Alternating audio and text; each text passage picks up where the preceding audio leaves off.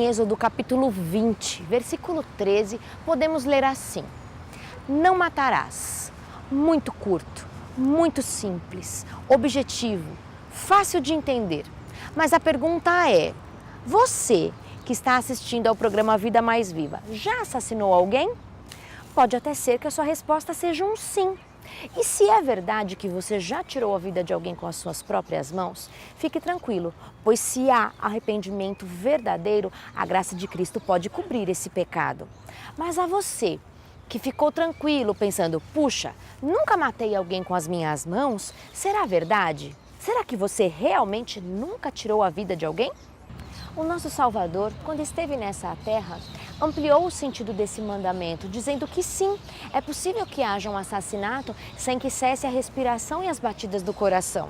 É possível que haja assassinato de sonhos, assassinato de reputação e tantas outras formas há de tirar a vida daqueles que amamos ou daqueles que mal conhecemos. E você já pensou também que quando decide voluntariamente fazer uso de substâncias que acabam por denegrir o seu corpo, o templo do Espírito Santo, de uma certa forma está cometendo suicídio? Mesmo que aos poucos. Quando você decide fumar, beber bebidas alcoólicas, usar drogas, ficar sedentário, alimentar-se de algo que seja verdadeiramente prejudicial ao seu coração, às suas artérias, você também está prejudicando o seu corpo e de uma certa forma morrendo aos poucos. E o que poderíamos falar a respeito de suicídio, abortamento, pena de morte, eutanásia? Será que todas essas coisas seriam aprovadas por Deus? Esse é o tema do programa Vida Mais Viva dessa semana. Continuamos com a série Os 10 Mandamentos e hoje vamos falar sobre o 6º mandamento, não matarás. Por isso, acompanhe a entrevista do programa Vida Mais Viva que está começando agora!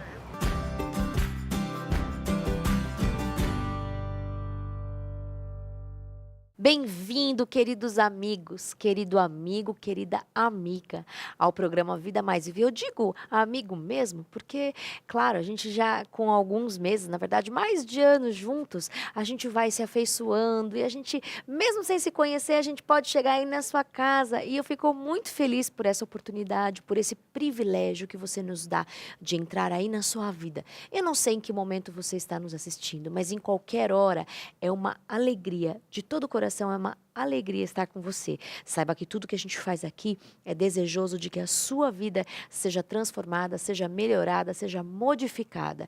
E se o programa Vida Mais Viva, de alguma forma, tem influenciado positivamente a sua vida, por favor, compartilha com a gente, conta pra gente a sua história, o que você está achando da série Os 10 Mandamentos, como é que você está entendendo isso talvez de outra forma, dá uma sugestão. A gente quer muito ouvir o que você tem a dizer. E como é que você pode fazer isso? Você pode entrar lá no Facebook, nós temos uma página, você pode entrar, curtir, comentar, compartilhar. Ixi, a gente vai também se relacionando por ali. O YouTube também nós temos um canal que você pode se inscrever e receber todas as atualizações em primeira mão. Olhar os vídeos anteriores, ver ou tirar alguma dúvida. Se você está pegando a série Os 10 Mandamentos no programa de hoje, quer ver o que a gente falou para trás para poder entender? Fica à vontade, tá tudo lá no YouTube. E sabe onde mais está? No blog da TV Novo Tempo, novotempo.com/Vida Mais Viva. Você tem todos esses mecanismos para poder falar com a gente. E a gente já está avançando nessa série aí, já passamos da metade. Hoje nós vamos falar sobre o 6º mandamento, não matarás. Mas antes da gente mergulhar no não matarás, e você vai ver que pode ser que você já tenha cometido aí um homicídio sem perceber, ou às vezes mesmo percebendo, mas antes da gente mergulhar nesse assunto, nós temos os nossos queridos companheiros que também querem conversar com você. Professor Muniz e pastor Chaguri podem falar. Olá, amiga Mari, amigo Muniz, satisfação, querido amigo, estar com você mais uma vez, que Deus te abençoe e que o Senhor te guarde.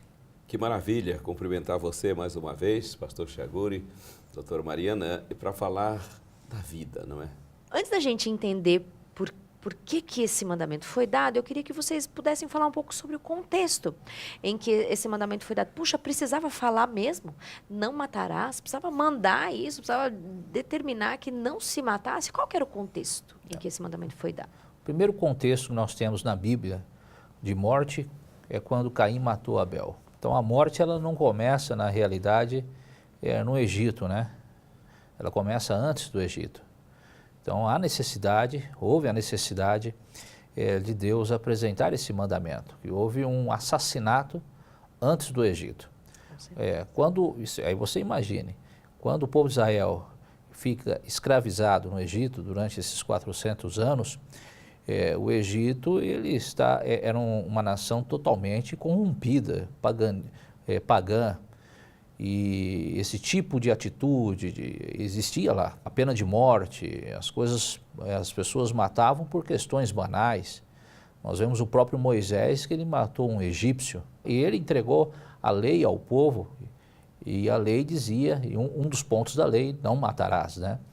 Então era um contexto próprio que Deus ele coloca a fim de levantar a questão para segurar uma situação de terrível circunstância ocorrendo naquela região. Você falou, as pessoas matavam por motivos banais. Isso era lá no Egito? Parece que está vivendo aqui. Então, parece que estamos aqui no século XXI. A verdade é que esses mandamentos eles são sempre muito atuais, né? Valia lá pro Egito, antes mesmo do Sinai, e vale muito para hoje. Precisa falar? Precisa, porque as pessoas não respeitam a vida, né, professor Muniz? É isso mesmo. Diz que existe dentro de cada um de nós um assassino. Ele só espera pela oportunidade, pela pressão, por uma situação, por uma desculpa, às vezes, verdadeira.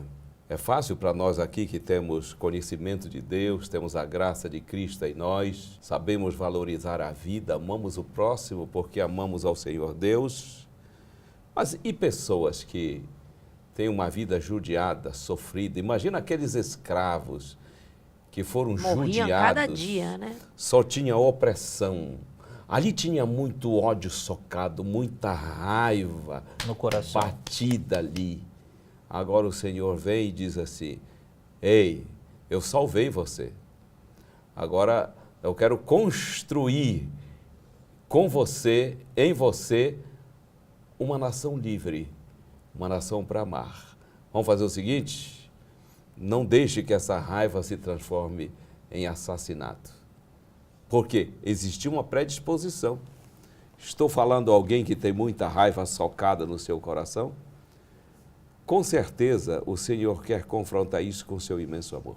Existem formas mais sutis da gente cometer um homicídio ou um assassinato? Nós temos que ver esse mandamento por dois ângulos. O primeiro ângulo é o ângulo literal, dado ao povo de Israel, com um objetivo muito bem claro: preservação da vida, respeito ao próximo em Israel, na nação, e respeito aos estrangeiros também. Outro ângulo do mandamento é a sua amplitude. Ou seja, você pode não cometer assassinato no decorrer da estrita palavra, mas podemos matar pessoas com a língua, podemos matar pessoas com uma mente colérica e vivendo de uma forma totalmente feroz para com o próximo, e você pode trazer consequências graves às pessoas. Então existem maneiras e maneiras de você assassinar a vida de uma pessoa, né? Trazer consequências trágicas para uma pessoa. Estava ainda há pouco tempo conversando com uma moça que dizia assim, eu sei que ele assassinou meus ideais. Se ele tivesse me dado a oportunidade, eu seria isso, isso, isso. E, de fato, uma menina muito esperta, muito rápida, mas com uma limitada culturalmente, não estudou, ela tinha muita Sonhava raiva grande. do pai por causa disso, né? Isso é uma forma de assassinar o ser humano, né? Quando nós assassinamos é quando nós geramos, sem tirar a vida, é quando nós geramos nas pessoas uma bioquímica que agride, por exemplo, o sistema de defesa. Com certeza. Isso aqui é uma expressão de Goleman, o gênio da inteligência emocional e social, ele chama de clima tóxico. Todas as atitudes e comportamentos que geram clima tóxico no meio é uma forma de assassinato. Por exemplo, o autoritarismo, a frieza, a represália, o tolir, o boicotar, ou impedir o exercício do poder cruel, faz com que as suprarrenais, e aí é a tua praia, porque você é médica, né? As suprarrenais jogando adrenalina o tempo inteiro no sangue, intoxica, isso mata, isso geram doenças. Com certeza. Qual é hoje, por exemplo, a influência de emoções negativas sobre as patologias físicas? Imensas. Isso é uma forma de assassinato. A pessoa que parece que ela morre de câncer, mas ela morre de tristeza, não é?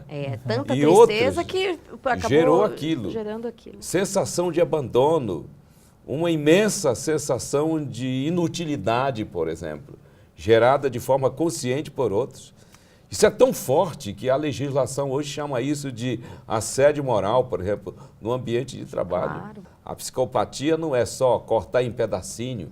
De jeito Há nenhum. psicopatas no comando de empresas, no comando de Que setores. nunca derramaram uma gotinha de sangue. Sim, são assassinos. E o mandamento pega isso tudo. Jesus, ele amplia isso, né? Se você vai em Mateus capítulo 5, verso 22, Jesus, ele diz o seguinte, quanto a isso que o Muniz colocou, ele dá uma ampliada, ele abrange a questão, ele fala assim, ó, quanto ao matar. Verso 21, ouviste o que foi dito aos antigos, não matarás, e quem matar está sujeito a julgamento. Aí Jesus diz, eu, porém, vos digo que todo aquele que se irar contra o seu irmão estará sujeito a julgamento. E quem proferir insulto, né, em algumas traduções, raca, em aramaico, insulto, ao seu irmão, estará sujeito a julgamento no tribunal, e quem lhe chamar de tolo está sujeito ao inferno de fogo. Então Jesus, ele amplia o mandamento. O mandamento, ele não é somente um mandamento específico para uma nação e para um contexto histórico e geográfico. É um mandamento também socioemocional. Mas desse jeito fica muito difícil, né?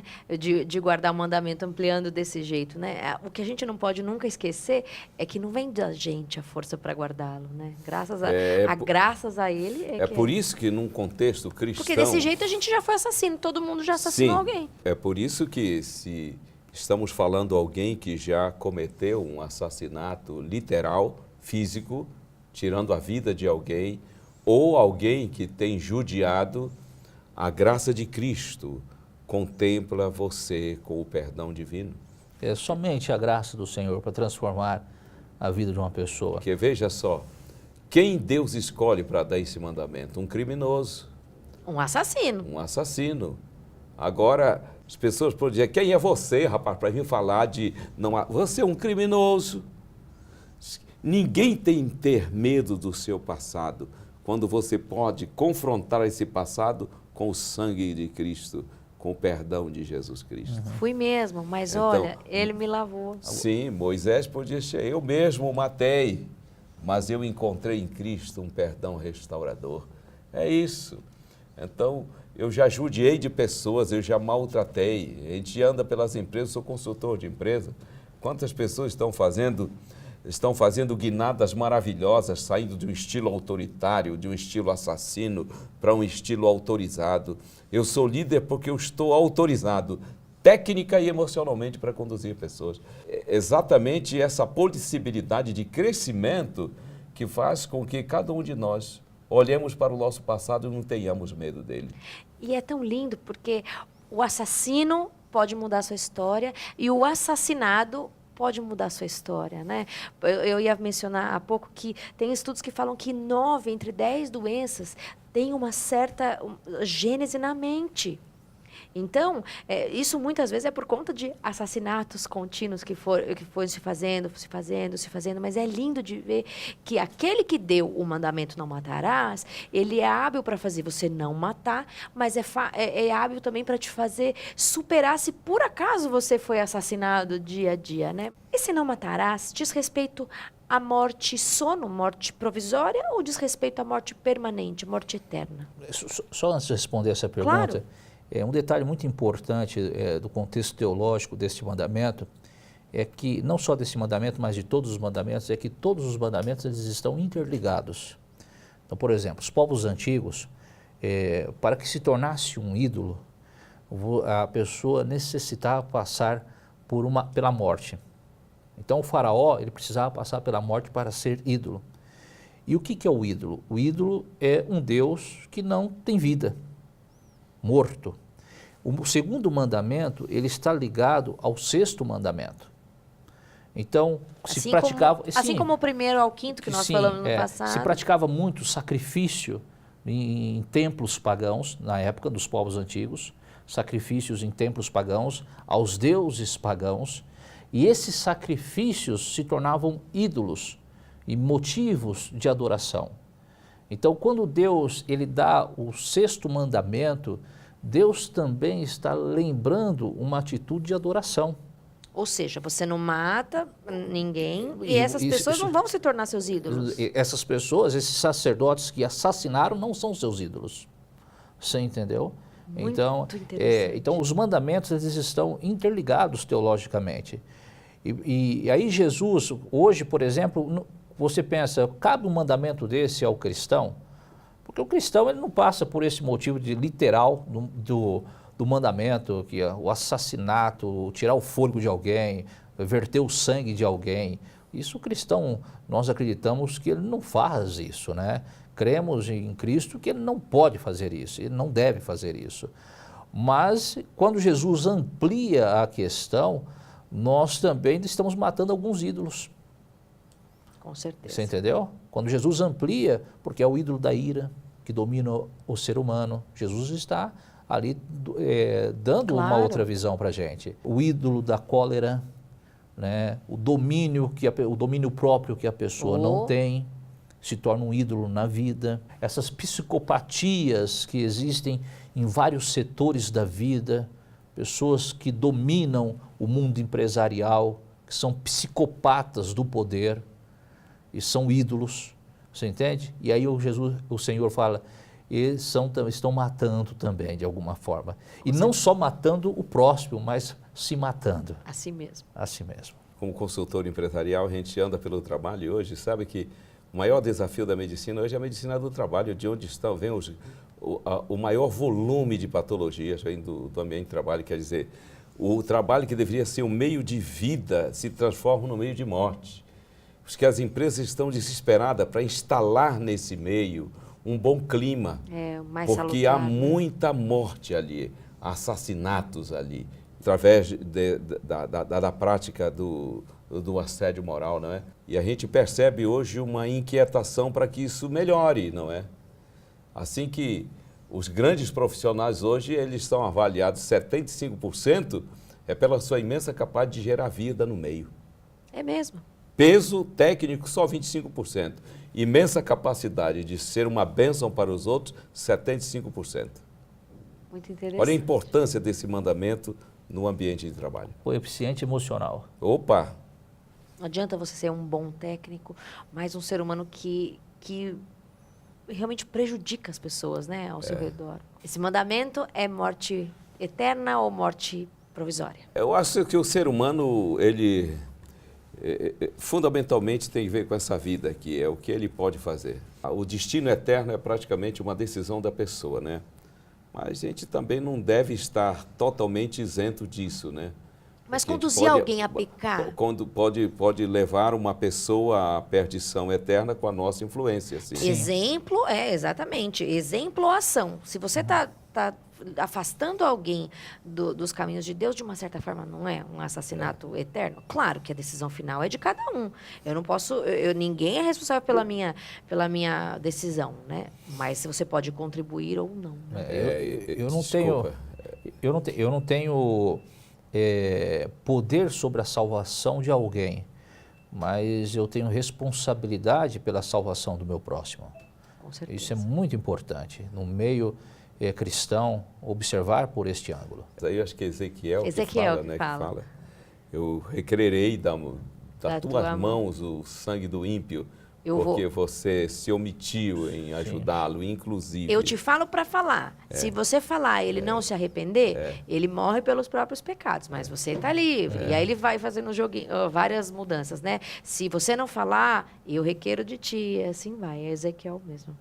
Agora, a minha pergunta é, essa morte também é somente com respeito a humanos ou diz respeito também a animais e etc.? Não, aqui a palavra de Deus ela está tratando de seres humanos, não está tratando de animais, né? Não é o caso. Ela não se aplica, esse mandamento não se aplica aos animais, apesar que o plano original de Deus é que não houvesse nenhum tipo de morte. Eu estou mais me referindo aqui àquelas mortes de animais simplesmente por prazer, a caçada, muitas coisas. Isso também não seria uma forma de desrespeitar a vida? Porque a gente tem que entender, aí entra em um outro aspecto, mas a morte de animais veio por uma necessidade humana, né? Deus, ele permitiu, mas não foi o plano original de Deus, para a sobrevivência humana. Mas não é o plano de Deus, até porque nos diz a palavra do Senhor, a Bíblia, que quando nós estivermos lá no céu, não haverá mais morte. E aí não haverá morte nem de seres humanos e nem morte de animais, porque a morte não existirá. A Bíblia nos diz que o salário do pecado é a morte. Então o mandamento, o 6º mandamento, está falando sobre não matar seres humanos. Era relacionamento entre seres humanos, sim, mas vale a reflexão sobre como é que você trata com toda a vida humana, sim, né? Ou humana não, ou de animais, né? Os antediluvianos atraíram muito aquela destruição, aquele juízo em função do maltrato aos animais, né? Essa farra sádica em cima de animais, com certeza. Se existem legislações humanas para proteger o animal, você acha? Que o criador do animal não ia... Você sabe que quando o Senhor não destruiu Nínive, ele disse a Jonas assim, como poderia eu não considerar uma cidade onde existem tantas pessoas e tantos animais? Animais, justamente. Então foi até oportuno, porque, muito cuidado, hein? O sadismo contra os animais, eles têm o autor da vida deles. Sim, E as situações como automutilação, suicídio, abortamento, pena de morte, tudo isso também está incluído no 6º mandamento? Existe, por exemplo, algumas culturas do Oriente Médio que se pratica a automutilação por ritos religiosos, né? Acreditando que aquilo está agradando ao Senhor. É um verdadeiro engodo, é uma utopia, isso não é bíblico, a palavra de Deus não ensina isso e Deus não requer isso do ser humano. Você não precisa se automutilar para agradar a Deus. Você está destruindo o seu corpo, que é templo do Espírito Santo. Deus ele não aceita isso como um motivo de adoração. O verdadeiro motivo de adoração, e aí que está o mandamento, é você respeitar o próximo. É você se respeitar. Esse é o verdadeiro motivo de adoração. Eutanásia, suicídio, esses outros. Vamos falar de suicídio aqui, porque, de fato, uma situação muito dolorida, principalmente para os familiares, fica, né? Uma pessoa com formação cristã e tem um caso desse com uma pessoa, um amigo, é sempre uma situação bem dolorida, não é? Eu vou falar um pouco daquilo que eu tenho observado, lido sobre o que diz a psiquiatria, especialmente sobre isso. Diz que as pessoas que tiram a vida, elas não querem acabar com a vida. Cometem suicídio. Acabar a dor, né? Elas querem eliminar o sofrimento, não a vida. E outra coisa é que o suicídio, normalmente, é exatamente porque a pessoa ama a vida, mas não suporta a dor, ele é cometido numa situação de absoluta amoralidade. A pessoa reluta, e quando acontece, de um modo geral, é numa situação de amoralidade, e não tem uma responsabilidade por esses atos. Com certeza. Aí como é que fica o destino dessa pessoa? Mesmo. Como é que fica o julgamento dessa pessoa? Aí fica nas mãos de Deus, que é chamado de o justo juiz. E ele vai julgar essa pessoa até o tempo de lucidez em que ela teve, não pelo momento do ato que cometeu. Graças a Deus. Pela graça de Deus. Quer ver, por exemplo? Não existisse o capítulo 11 de Hebreus, onde Sansão está incluído como um dos heróis da fé. Pois é. Como nós humanos julgaríamos Sansão?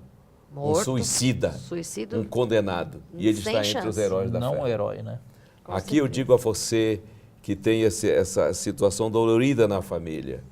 Confie no Senhor Deus. Ele saberá julgar o seu Ele é querido justo. É verdade. pelo Ele é- tempo de lucidez e não pelo ato do Com suicídio. certeza. Existe alguma situação em que a morte seria justificada? Se eu estou com a minha vida ameaçada ou nas guerras? Porque a gente vê, nossa, tantas mortes foram ordenadas na Bíblia. Existe alguma situação que isso possa ser justificável? Só na mente divina, né? É. Só ele é o autor, só ele sabe quando pessoas devem ser eliminadas porque já se transformaram numa situação irreversível. Aí é só ele que é o Deus. Ele decide. E nós temos que entender que o tempo de Israel era uma teocracia, o perfil de governo, né? Com certeza. Era Deus que estava direcionando, ele sabia o que era melhor. E hoje não cabe o homem decidir pela vida ou morte de alguém. Só para encerrar, qual é o princípio aqui nesse mandamento? Respeito à vida, né? Respeito à vida, ao Ok. próximo. Ao autor da vida. Ok. A vida em cada um de nós é uma manifestação divina e eu tenho que zelar por isso. Por que eu não devo matar? Porque eu posso matar uma pessoa ainda não salva. Ou eu posso matar um salvo que está sendo o embaixador do reino de Deus. Com certeza. E assassinar alguém é tirar um pedaço de Deus. Olha, É que isso bonito. mesmo. Obrigada mais uma vez de todo o coração e a gente vai ficar junto também na semana que vem, continuando os 10 mandamentos. E a você, querido amigo, lembre-se agora dessa última frase que o pastor Chaguri falou: assassinar alguém é tirar um pedaço de Deus, mas que você se lembre que assassinar também é você assassinar com as suas palavras. Então, tome cuidado com o que você diz, com o que você pensa e com o que você faz, porque todos nós somos filhos de Deus, pedaços do coração de Deus. Fique com Ele e até a semana que vem.